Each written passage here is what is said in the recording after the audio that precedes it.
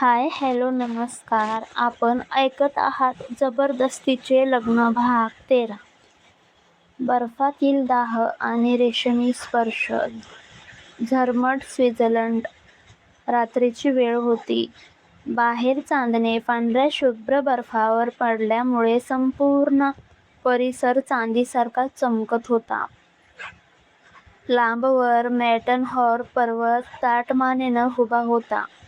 आर्यनच्या आलिशान शालेमध्ये प्रकाशाचा फक्त एकच स्रोत होता. कोपऱ्यात पेटवलेली शेकोटी. लाकडांच्या जळण्याचा कडकड असा मंद आवाज येत होता, जो त्या खोलीतील शांततेत संगीत भरत होता. ईश्वरी बाल्कनीचा काचेचा दरवाजा उघडून बाहेर उभी होती. तिने एक पांढरा लोकरीचा ओव्हरसाइज स्वेटर घातला होता आणि खाली काळ्या रंगाची लेगिन्स. थंडीमुळे तिचे नाक आणि गालाचे शेडे गुलाबी झाले होते. ती आपल्या हातांवर फुंकर मारून उब घेण्याचा प्रयत्न करत होती. अचानक तिला मागून 2 उबदार हातांचा विळखा पडला. आर्यनने तिला पाठीमागून मिठीत घेतले होते. त्याने आपला चेहरा तिच्या मानेच्या खोखणीत विसावला होता. तशी ती एकदम शहारली. त्याच्या गरम श्वासांचा स्पर्श तिच्या थंड पडलेल्या त्वचेला होताच तिच्या अंगावर सर्रकन काटा उभा राहिला. बाहेर खूप थंडी आहे ईश्वरी, आत चल. आर्यनचा आवाज आज नेहमीपेक्षा जास्त खोल आणि रेशमी वाटत होता. पण हे दृश्य बघा ना आर्यन, किती शांत आहे सगळं. ईश्वरीने आपले डोळे मिटून त्याच्या मिठीत स्वतःला झोकून दिले. आर्यनने तिला हळूच आपल्याकडे वळवले. त्याने तिचे दोन्ही हात आपल्या मोठ्या तळहातात घेतले आणि ते आपल्या ओठांशी नेले. त्याने तिच्या प्रत्येक बोटावर एक नाजूक नाजूक चुंबन घेतले. ईश्वरी त्याच्याकडे पाहतच राहिली. आर्यनच्या डोळ्यात आज तो कठोर बिझनेसमन नव्हता, तर फक्त एक व्याकुळ झालेला प्रेमी होता.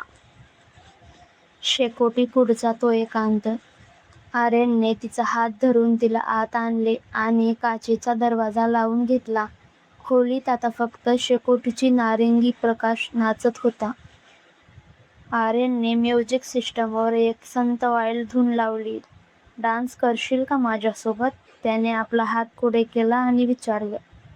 तशी ईश्वरी हसून आपला हात त्याच्या हातात दिली.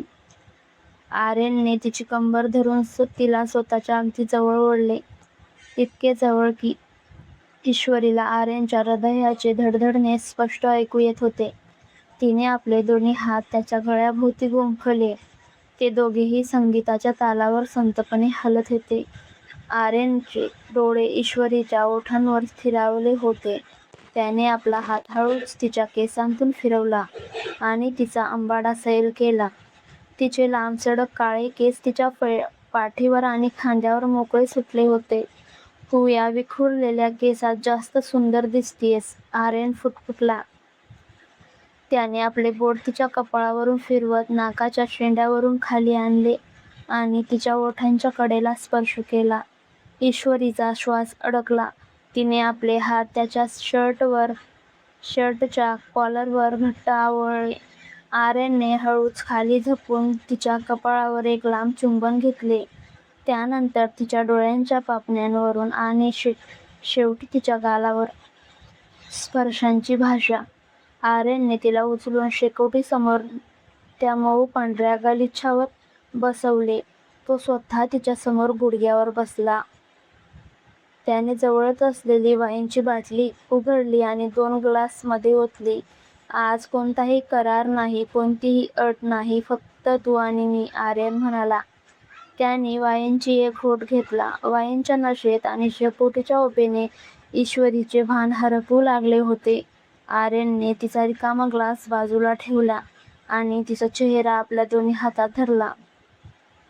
ईश्वरी, मी आयुष्यात खूप काही मिळवलंय, पण तुला मिळवणं हा माझ्या आयुष्यातील सर्वात मोठा विजय आहे.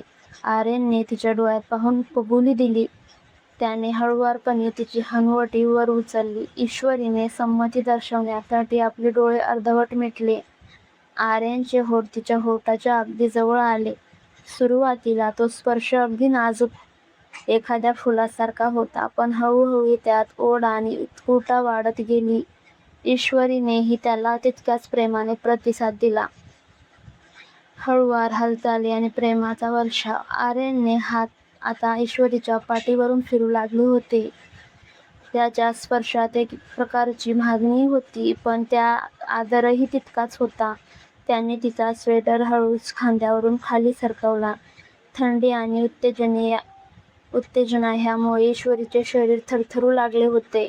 "घाबरू नकोस, मी आहे ना," आर्यनने तिच्या कानात कुजबुजले आणि तिच्या कानाच्या फळीचा छोटासा लचका घेतला.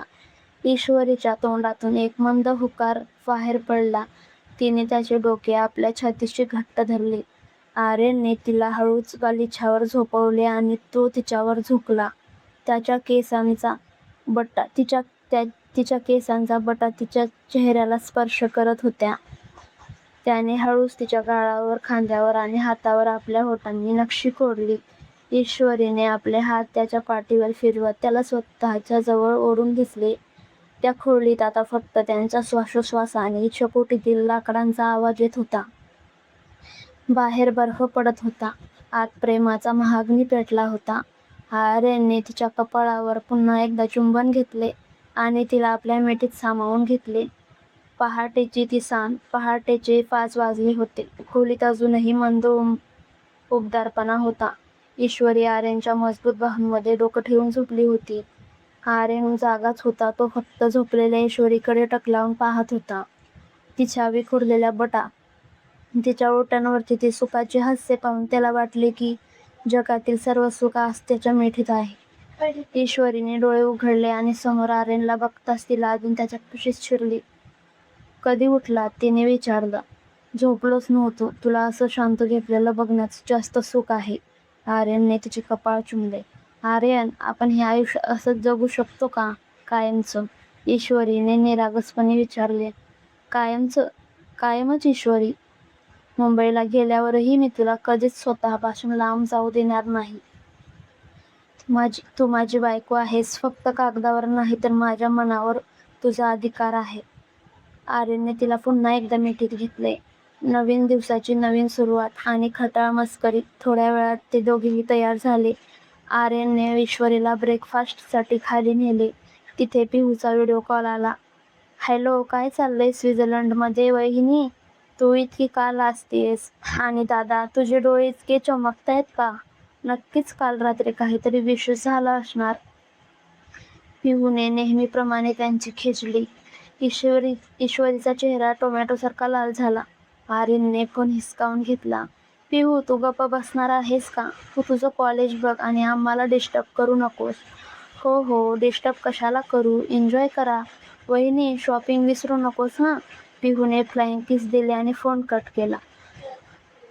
आर्यन आणि ईश्वरी एकमेकांकडे बघून हसले. त्यांच्यातील तो संकोच आता पूर्णपणे निघून गेला होता. पुढील भागात आपण बघणार आहोत स्वित्झर्लंडमधील त्यांच्या सहलीचा शेवटचा दिवस. ईश्वरीला तिथे एक जुनी डायरी सापडणार, जी आर्यनच्या भूतकाळातील असेल. त्या डायरीत असं काय असेल ज्यामुळे ईश्वरी हादरून जाईल?